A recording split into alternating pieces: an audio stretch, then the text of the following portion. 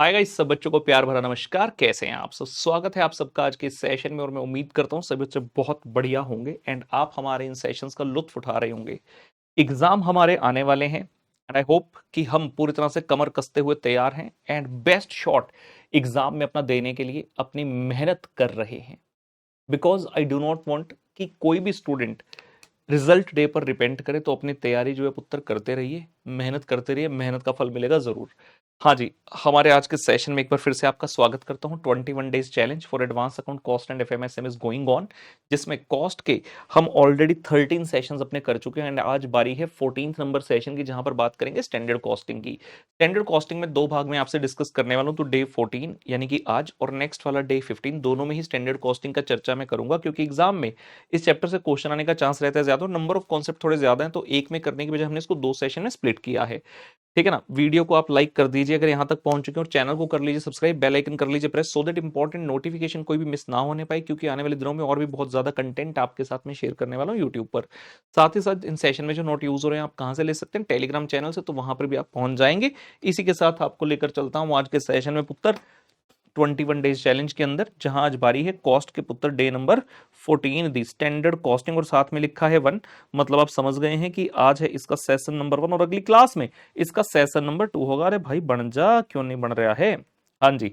तो standard costing की जब बात करते हैं चैप्टर के अंदर कुल मिलाकर 4 टॉपिक आते हैं जी। Material variances, labour variances, variable overhead variances and fix overhead variances, जिसमें आज हम करेंगे मेनली मटेरियल और लेबर वेरिएंसेस की बात। और एग्जाम के अंदर ऐसा क्वेश्चन भी बड़ा ज्यादा इंपॉर्टेंस मायने रखता है, जहां पर एक ही क्वेश्चन के अंदर सभी वेरिएंसेस का मिक्स क्वेश्चन पूछ लेता है। तो वैसे टाइप का क्वेश्चन भी मैं आपको करवाऊंगा, नेक्स्ट सेशन में हम करेंगे। स्टैंडर्ड कॉस्टिंग चैप्टर की जहां तक बात आती है, हमारा यानी कि टीआरजी का यानी कि राहुल गर्ग सर का करने का तरीका बहुत ही डिफरेंट है और इतना आसान है कि जो भी स्टूडेंट्स हमारे हैं जिन्होंने रेगुलर बैच लिया, फास्ट ट्रैक बैच लिया, उनको ये चैप्टर सबसे आसान लगता है, क्योंकि हमारा जो मॉडल्स अप्रोच है उसके कारण बच्चे आराम से एग्जाम में फुल बटा फुल ले आते हैं बिना किसी झंझट के। तो मैं आप बच्चों को उसी टेक्निक से यहां पर जो है करवाने वाला हूं। आइए, पहला प्रश्न हमारे सामने है के अंदर standard cost of a chemical mixture is as follow. तो स्टैंडर्ड डाटा दे रहा है 60% of material A 50 rupee per kg, 40% of material B at rupee 60 per KG. तो जो भी फिनिश प्रोडक्ट हम बनाते हैं उसके लिए दो मटेरियल चाहिए होते हैं, ए और बी। ए का 60% और बी का 40% लगाकर हमें रिजल्टेंट आउटपुट मिल जाता है। और ए और बी कितने का आएगा वो स्टैंडर्ड हमने पहले से ही तय किया, वो 50 और 60 रुपए का। क्वेश्चन साथ में कहता है जी standard loss of 25% on output is expected in production. हमें पहले से ही पता है कि 25% का हमारा लॉस हो जाएगा, तो ये कौन सा लॉस है? Normal loss. लेकिन यहां पर जो महत्वपूर्ण बात है क्या है? 25% loss on output, very very important. Normally जो लॉस होगा क्वेश्चन हमेशा इनपुट पर बताता है, लेकिन इस क्वेश्चन में ये बस समझ लो कि बेहतरीन पॉइंट है। और जब ये एग्जाम में आया था तो इतनी सारी जनता इसको गलत कराई थी। क्यों? क्योंकि बच्चे इस वर्ड को पढ़ने का ध्यान ही नहीं देते। बच्चों को ये लगता है कि हमेशा लॉस जो है इनपुट पर ही होगा, लेकिन यहां पर वो बोल रहा है आउटपुट। इसका मतलब क्या है कि अगर मैं बोलूं मेरा आउटपुट 100 है तो लॉस मेरा 25 है, तो मैंने इनपुट कितना डाला होगा? 125। क्योंकि अगर मैं इनपुट 125 डालूंगा उसमें से 25 लॉस होकर तभी तो मुझे 100 का आउटपुट बचेगा। So this is very very important. Cost records for a period has shown the following usage. ये एक्चुअल डाटा आ गया। आपने एक्चुअल क्या किया? 540 किलो मटेरियल ए के यूज किए, 60 पर मिला, और 260 किलो मटेरियल बी के यूज किए, ये मिला 50 रुपए का।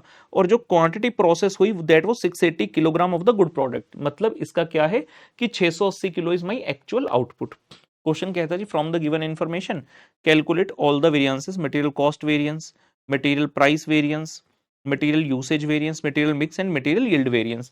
तो हमें सारा वेरिएंसेस जितने भी होते हैं सारे के सारे निकालने के लिए कह रहे हैं। हमें गिवन डाटा का प्रयोग करते हुए मेरी मॉडल्स अप्रोच के हिसाब से आपको पहले 4 स्टेप की वैल्यू निकालनी है, M1 M2 M3 and M4।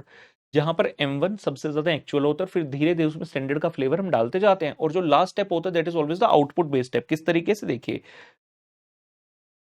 हाँ जी, सबसे पहले मैंने कहा M1। M1 होता है क्वांटिटी भी एक्चुअल, रेट भी एक्चुअल। क्वेश्चन ने आपको बताया कि आपने जब मटेरियल ए यूज किया 540 किलो ए के और 260 केजी बी के यूज किए। नोट्स आपके पास में देख सकते हैं, एक्चुअल डाटा। और रेट कितने? 60 और 50 रुपए का हमें मिला। आपने मल्टीप्लाई करते वैल्यूज निकाली और ये टोटल आ गया जी, ये आपका M1 हो गया, मतलब फर्स्ट स्टेप की वैल्यू हो गई। M2 में हम क्या करते हैं? क्वांटिटी होती है एक्चुअल लेकिन रेट होता है स्टैंडर्ड। तो आपने क्वांटिटी तो यही वाली उठा लेनी है, आप देखेंगे 540 और 260, लेकिन रेट कौन सा लेना कि अगर मैं स्टैंडर्ड रेट पर खरीदता तो कितने का मिलता? तो ए का रेट है 50 और बी का है 60। मल्टीप्लाई किया और टोटल कर लिया, 42,600 आ गया। M3 में जब हम जाते हैं तो हम कहते हैं कि भाई जो तुम्हारी एक्चुअल क्वांटिटी है ना, ये वाली, कितना टोटल और इसका 800, अगर ये स्टैंडर्ड रेशो में आप करते यूज तो कितना बनता मटेरियल, तो टोटल 800 किलो को आप स्टैंडर्ड रेशो में कर लो। स्टैंडर्ड रेशो कितनी दी है, 60-40, तो 800 को 60-40 में करोगे, आ गया पुत्र 480 एंड 320, और मल्टीप्लाई बाय रेट, आपने एक बार स्टैंडर्ड हो गया तो स्टैंडर्ड ही रखना है, मल्टीप्लाई किया और ये टोटल आ गया जी 43,200। लास्ट स्टेप होता है एक्चुअल बेस, कि हमने जितना आउटपुट किया उसके लिए स्टैंडर्ड खर्चा कितना लगना चाहिए था। तो एक्चुअल आउटपुट आपने लेना है जो कि गिवन है 680, मल्टीप्लाई बाय एक यूनिट ऑफ आउटपुट को बनाने का स्टैंडर्ड खर्चा कितना होता, वो कैसे निकालेंगे, क्वेश्चन में आपको जो स्टैंडर्ड डाटा दिया आपने उसका प्रयोग करना है। ये देखिए जी, स्टैंडर्ड क्वांटिटी अगर मैं उसने बोला 60 एंड 40 की रेशियो में, तो मैं मान लेता हूं हमने 100 की क्वांटिटी डाली, तो 100 की क्वांटिटी में A 60 का, B 40 का, रेट स्टैंडर्ड दिया 50-60, मल्टीप्लाई किया, ये आ गया टोटल 100 इनपुट के लिए, टोटल वैल्यू 5400। अब आपको इसमें से लॉस माइनस करना है। अगर प्राइमा फेसी देखेंगे लॉस दिया था 25%, लेकिन 25% माइनस नहीं करना क्योंकि 25% तो आउटपुट के ऊपर है। तो हमने कहा अगर हमारा आउटपुट 100 है उसके ऊपर लॉस 25 है, यानी कि आप इनपुट कितना डालते हो, 125, तो यहां से आप loss as a percentage of input जो है फाइंड आउट कर लीजिए। 25 का लॉस है on output, on input of 125, तो कितना आ गया 20%, यानी कि जितना ही मैंने इनपुट डाला उसमें से 20% का मेरा लॉस हो जाएगा। तो आपका आउटपुट कितना बचता, 80, और आपकी कॉस्ट कितनी बचती, 5400। तो एक आउटपुट को बनाने का स्टैंडर्ड खर्चा कितना है, देखिए 80 आउटपुट को बनाने का स्टैंडर्ड खर्चा अगर 5400 है, तो एक आउटपुट को बनाने का स्टैंडर्ड खर्चा कितना होगा, वो आ गया 67.5। तो यहां आप 67.5 से मल्टीप्लाई करेंगे कि मैंने जो एक यूनिट को बनाने का 67.5 होता है, मैंने एक्चुअल में कितना आउटपुट बना दिया 680, तो मेरा खर्चा कितना लगना चाहिए था 45,900, जबकि मेरा एक्चुअल में खर्चा कितना लगा 45,400। तो जो सबसे मेन वेरिएंस होती है मटेरियल कॉस्ट वेरिएंस, वो M4 और M1 का डिफरेंस ही होती है। ये देखिए जी, तो हमारा इस तरीके से चार्ट बन जाता है। सबसे पहले आ रहा है मटेरियल कॉस्ट वेरिएंस जो कि होता है M4 माइनस M1, और ये हमने किया तो 500 फेवरेबल आ गया। अगर वैल्यू आ रही है पॉजिटिव में तो आप फेवरेबल करिए, अगर नेगेटिव में आ रही है तो एडवर्स लिखेंगे। फिर आएगा जी मटेरियल प्राइस वेरिएंस जो कि होता है M2 माइनस M1, आपने किया तो 2800 एडवर्स आ रहा है। फिर आता है जी मटेरियल यूसेज वेरिएंस जो कि होता है M4 माइनस M2, 3300 फेवरेबल आ रहा है। अब एक बात यहां पर ध्यान में रखेंगे कि जो आपकी यहां पर वैल्यूज आ रही हैं, अगर आप इन दोनों को टोटल करते हैं तो net result should be equal to this. तो 2800 एडवर्स है प्राइस वेरिएंस, 3300 फेवरेबल है यूसेज वेरिएंस, इन दोनों को नेट करते हैं तो 500 फेवरेबल आता है। तो आपका एमसीवी 500 फेवरेबल वो टैली हो जाएगा। यूसेज वेरिएंस के अंदर दो हिस्से होते हैं, मिक्स वेरिएंस और यील्ड वेरिएंस। मिक्स वेरिएंस का फॉर्मूला होता है जी M3 माइनस M2, 600 फेवरेबल आ रहा है, और यील्ड वेरिएंस होता है M4 माइनस M3, तो 2700 फेवरेबल। और अगर आप इन दोनों को टोटल करते हैं 600 और 2700 को, it should be equal to 3300, जो कि हो रहा है। तो इस तरीके से स्टैंडर्ड कॉस्टिंग हमारी अप्रोच से किया जाता है, ठीक है ना। और मॉडल्स अप्रोच में कि हर जगह सेम टू सेम स्टेप आपके लगते हैं मटेरियल कॉस्टिंग का कोई भी क्वेश्चन करना चाहें। इसी तर्ज पर एक क्वेश्चन और है जो लेबर वेरिएंसेस का है, आइए जी इस क्वेश्चन को भी करेंगे। सो कहता जी कंपनी है NPX limited uses the standard costing system for manufacture of its product X, following is the budget data given in relation to labour hours for manufacture of 1 unit of product X. Product X का एक unit बनाने के लिए क्या क्या data लगता है वो बता रहे हैं, लेबर, आवर्स और रेट। तो तीन टाइप की लेबर है, स्किल्ड, सेमी स्किल्ड, अनस्किल्ड। एक यूनिट को बनाने के लिए 2 घंटे स्किल्ड के, 3 सेमी स्किल्ड के और 5 अनस्किल्ड के लगते हैं। रेट दिया हुआ 6 रुपए, 4 रुपए और 3 रुपए। अगर मैं इन दोनों को मल्टीप्लाई कर लूं तो मेरे पास वैल्यू आ जाएगी 6 दूनी 12, 4 तिया 12, 5 तिया 15, टोटल करेंगे 39। तो एक यूनिट को बनाने का जो खर्चा है वो कितना है 39। जैसे मैंने मटेरियल में लास्ट स्टेप आपको बताया M4 की एक्चुअल आउटपुट के हिसाब से करना है। सभी वेरिएंसेस में चाहे मटेरियल है, लेबर है, वेरिएबल है या फिक्स ओवरहेड है, जो लास्ट स्टेप है पुत्र वो हमेशा एक्चुअल आउटपुट बेस होता है। तो एक आउटपुट को बनाने का खर्चा 39 है, तो हमने जितने यूनिट बनाए होंगे उससे 39 को आप मल्टीप्लाई करेंगे तो लास्ट स्टेप की वैल्यू आ जाएगी। It says in the month of January total 10,000 units were produced. तो लास्ट स्टेप की वैल्यू मिल गई 10,000 एक्चुअल आउटपुट है और एक यूनिट को बनाने का स्टैंडर्ड खर्चा 39, तो मल्टीप्लाई करते हो 3,90,000 रुपए की वैल्यू आ जाएगी। क्वेश्चन बता रहे जी लेबर है आपके पास, स्किल्ड, सेमी स्किल्ड, अनस्किल्ड, आपने एक्चुअल में कितने आर यूज किए इनके और किस रेट पर किए, और मल्टीप्लाई करते हुए वैल्यूज भी बता दी और ये टोटल भी बता दिया। मैंने क्या सिखाया था, फर्स्ट स्टेप जो है वो हमेशा एक्चुअल बेस होगा। तो आपका जो लेबर का फर्स्ट स्टेप है उसका आंसर आ गया जी 4,73,500। मटेरियल में होते हैं 4 स्टेप, लेबर में होते हैं 5 स्टेप, एक एक्स्ट्रा स्टेप आता है क्योंकि यहाँ पर आइडल टाइम का कॉन्सेप्ट भी होता है, तो एक L3 नाम का नया कॉन्सेप्ट आता है। तो क्वेश्चन वही बता रहे हैं आपको कि भैया हमारा जो एक्चुअल आइडल टाइम है ना ड्यूरिंग द मंथ वो ये रहा, स्किल्ड, सेमी स्किल्ड, अनस्किल्ड। मतलब ये जो आपने इतना काम किया, पैसे तो आपको इन घंटों के मिले, लेकिन इनमें से इसमें 500 घंटे माइनस करना, इसमें 700 और इसमें 800, क्योंकि इसमें आइडल टाइम है। लेकिन ये कौन से स्टेप में होता है, L3 में। L1 और L2 में हम देखते हैं कि आपको कितने घंटे की पेमेंट की गई, L3 में हम देखते हैं आपने एक्चुअल कितने घंटे काम किया, तो अगर कोई आइडल टाइम है उसमें से माइनस किया जाता है। क्वेश्चन कह रहे जी लेबर वेरिएंसेस निकाल दो सारी की सारी, बी पॉइंट पर बाद में आएंगे, पहले आराम से सारी लेबर वेरिएंसेस निकालते हैं। सबसे पहला स्टेप क्या होगा, एक्चुअल इनटू एक्चुअली। देखिए पहला स्टेप होता है actual labour cost incurred, question ने खुद ही बताई है वैल्यू 473,500 की। L2 में हम क्या करते हैं, आपको कितने घंटे की पेमेंट की मल्टीप्लाई बाय स्टैंडर्ड रेट, तो आर्स ले लो एक्चुअल कि कितने घंटों की पेमेंट करी, और अगर स्टैंडर्ड रेट पर करते तो क्या होता, तो 6 रुपए, 4 रुपए और 3 रुपए जो कि क्वेश्चन में दिया गया है, तो ये आ गया जी 4,14,000 का टोटल। L3 में वेरी वेरी इंपॉर्टेंट हम क्या कहते हैं, एक्चुअल आवर्स वर्कड। वर्कड का क्या मतलब है कि आपने जो ये एक्चुअल टाइम पे किया, एक्चुअल टाइम पेड जितना किया उसमें से आइडल टाइम माइनस कर दो। हम ये देखना चाहते हैं कि आपने कितने घंटे एक्चुअल में काम किया, तो जो ये आवर्स लिखे थे ये एज इट इज कॉपी के, लेकिन इसमें से आइडल टाइम माइनस कर दिया 500, 700, 800 का, तो आपके जो आवर्स बचे वर्कड वाले 17,500, 32,300 और 57,200। रेट एक बार आपने स्टैंडर्ड कर दिया तो रेट उसके बाद हमेशा स्टैंडर्ड ही चलता है, 6, 4 और 3 मल्टीप्लाई करते हुए आपका वैल्यू आ गया जी 4,05,800। और अगर आप इन वाले एक्चुअल आवर्स का टोटल करते हैं, ये हमें अगले स्टेप में चाहिए होगा, यह है 1,07,000। L4 क्या कहता है कि आपने जितने घंटे काम किया 1,07,000 उसको स्टैंडर्ड रेशो में डाल दो, उसको बोलते हैं रिवाइज्ड स्टैंडर्ड आर।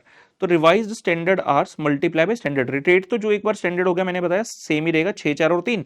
और आप यहां पर आर्स कैसे ले लोगे, टोटल जो 1,07,000 आर्स आपने काम किया था, अगर आप स्टैंडर्ड रेशो में करते, सर स्टैंडर्ड रेशो मतलब ये देखिए जी, स्टैंडर्ड रेशो ये था कि एक यूनिट को बनाने के लिए 2, 3 और 5 घंटे इनके चाहिए, स्किल्ड, सेमी स्किल्ड और अनस्किल्ड के। तो आप 2, 3 और 5 की रेशो में इसको बांट दीजिए। 1,07,000 को 2, 3, 5 की रेशो में बांटेंगे तो वैल्यूज आ गई 21,400, 32,100 एंड 53,500। स्टैंडर्ड रेट से मल्टीप्लाई करते हुए वैल्यूज आ गया जी आपके पास 4,17,300 रुपए का। और लास्ट स्टेप क्या होता है जो मैंने बताया, एक्चुअल आउटपुट बेस है, आउटपुट है 10,000, एक यूनिट को बनाने का स्टैंडर्ड लेबर खर्चा जो कि है 39, ये हमने क्वेश्चन करते करते आपको बता दिया था, तो ये आ गया 3,90,000। सारे स्टेप करने के बाद फाइनली बारी आती है जी इसकी वेरिएंस के चार्ट बनाने की। सबसे पहले आता है लेबर कॉस्ट वेरिएंस जो कि पहले और लास्ट स्टेप से मिलकर बना होता है, तो ये आ रहा है 83,500, लेकिन माइनस में आ रहा है तो ये आंसर आएगा एडवर्स। फिर जैसे मटेरियल में प्राइस वेरिएंस होता है, यहाँ पर होता है जी rate variance, L2 minus L1 जो कि आ रहा है 59,500 एडवर्स। फिर आता है जी idle time variance L3 minus L2 जो कि है 82,200 एडवर्स। और फिर आता है efficiency variance which is L5 minus L3। ठीक है ना, स्टैंडर्ड कॉस्टिंग में मॉडल्स अप्रोच में इसी तरह से चीजें बनी होती हैं। L5 माइनस L3, L5 भी है L3 भी है, तो आएगा 15,800 एडवर्स। अब अगर आप चेक करना चाहें तो इन तीनों का टोटल आपका 83,500 एडवर्स के होना चाहिए, क्योंकि ये तीनों उसी के पोर्शन है। और लास्ट में जो एफिशिएंसी वेरिएंस लिखा है इसके अंदर दो भाग आते हैं, मिक्स वेरिएंस और यील्ड वेरिएंस। मिक्स होता है जी L4 माइनस L3 11,500 एडवर्स, और यील्ड होता है L5 माइनस L4 जो कह रहा है 27,300 एडवर्स। अगर आप इन दोनों का टोटल करते हैं 11,500 फेवरेबल और 27,300 एडवर्स, तो आपका नेट आता है जी 15,800 एडवर्स। ठीक है ना, तो लेबर वेरिएंस इस तरह से आपकी बनती है। उसके अलावा आपको एक बी पॉइंट भी दिया था क्वेश्चन ने, कहता जी ऐसा करो, show the effect on labour rate variance. सिर्फ लेबर रेट वेरिएंस ये कौन सी होती है, L2 माइनस L1। कहता है इस पे इफेक्ट बताओ क्या होगा if 5,000 hours of skilled labour are paid at 5.5 per hour and balance for paid at 7। आपके स्किल्ड के टोटल घंटे कितने थे, 18,000, आपने 7 रुपए से पे किए, लेकिन यहाँ पे क्या कह रहे हैं, आप ऐसा करो स्किल्ड के मतलब 18,000 घंटे में से स्किल्ड के 5,000 को पे करो। अगर हमने इसमें से 5,000 आवर्स पे किए होते at the rate of 5.5 and balance balance कितने रह गए 13,000, और बाकी के 13,000 घंटे पे किए होते 7 रुपए के हिसाब से, तो इफेक्ट क्या आएगा। बड़ी सिंपल सी बात है, आपका L1 वापस से निकालो, L2 तो सेम रहेगा ना। L2 क्या कहते हैं, आपके आर्स एक्चुअल लेकिन रेट स्टैंडर्ड, तो L2 में तो कोई चेंज नहीं है, जो आपने L2 पहले निकाला था वही चलेगा। सिर्फ L1 में क्या चेंज आएगा, ये सेम रहेगा, सेमी स्किल्ड अनस्किल्ड रेम रहेगा। सिर्फ स्किल्ड वाले में क्या होगा, 5,000 घंटे को 5.5 ले लेना और 13,000 घंटे को 7। ये देखिए बी पार्ट में हमने क्या किया, L1 को चेंज किया actual hours into actual rate. जो स्किल्ड वाले हैं 5,000 घंटे 5.5 से और 13,000 और 7 के हिसाब से दे दो, और सेमी स्किल्ड अनस्किल्ड वाला सेम रहा, तो आपका L1 चेंज होकर आ गया 4,66,000।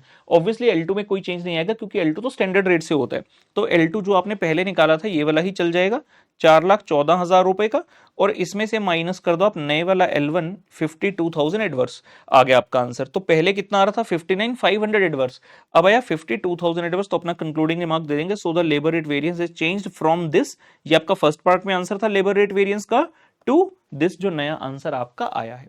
तो इस तरीके से मटेरियल और लेबर वेरिएंसेस को किया जाता है इन स्टैंडर्ड कॉस्टिंग। उसके अलावा मैंने कुछ मल्टीपल चॉइस क्वेश्चन भी आपको दिए हैं जज करने के लिए स्टैंडर्ड कॉस्टिंग के। तो स्टैंडर्ड कॉस्टिंग है, मल्टीपल चॉइस हम इसी सेशन में कर रहे हैं, अगला सेशन भी स्टैंडर्ड कॉस्टिंग का होगा आपका सेकंड पार्ट, उसमें मल्टीपल चॉइस नहीं होंगे, इसी में है multiple choice. Which of the following variance arises when more than one material is used in the manufacture of product. आपने प्रोडक्ट बनाने के लिए अगर एक से ज्यादा मटेरियल यूज किया तो कहते हैं इनमें से कौन सी वेरिएंस निकलेगी उस समय। पहला ऑप्शन जी कह रहे हैं प्राइस वेरिएंस, दूसरा ऑप्शन पूछ रहे हैं जी यूसेज वेरिएंस, तीसरा यील्ड वेरिएंस, या चौथा मिक्स वेरिएंस। क्या आंसर आएगा डी। जब भी एक से ज्यादा मटेरियल होते हैं तो वहां पर मिक्स वेरिएंस निकलता है कि आपका जो मिक्स था आपने क्या किया, वर्सेस अगर आप स्टैंडर्ड तरीके से मिक्स करते तो क्या होता। अगर एक मटेरियल है वहां पर मिक्स का कोई सवाल नहीं उठता, अगर एक से ज्यादा मटेरियल है वहीं पर मिक्स का पॉइंट आता है। दूसरा क्वेश्चन कहता है जी dash refers to the expression of standards in units and hours. अगर आप स्टैंडर्ड को रुपी की बजाय यूनिट्स में और आवर्स में देख रहे हैं, जैसे कि मान लो मैं कहता हूं इस फोन को बनाने के लिए कितने चिप चाहिए होंगे, या फिर इस फोन को बनाने के लिए कितने लेबर आवर चाहिए होंगे, मतलब मैं यूनिट्स और आवर्स की बात करूं rather than रुपी की, तो वो स्टैंडर्ड कौन सा होता है। ऑप्शन दे रहे, कहते हैं फिजिकल स्टैंडर्ड, प्राइस, नॉर्मल, या नन ऑफ द अबव। तो इसका आंसर है option A Uttar physical standard. इसका आंसर है फिजिकल स्टैंडर्ड। जब यूनिट्स या आवर्स में होता है तो हम उसको फिजिकल स्टैंडर्ड के नाम से दर्शाते हैं। ठीक है जी। तो ये हमारा स्टैंडर्ड कॉस्टिंग का पुत्र सेशन नंबर 1 रहा। नेक्स्ट सेशन तो मिलांगे तो स्टैंडर्ड कॉस्टिंग के सेशन नंबर 2 ਦੀਆਂ ਗੱਲਾਂ ਆਪਾਂ ਕਰਨੀ ਹੈ। Bye bye.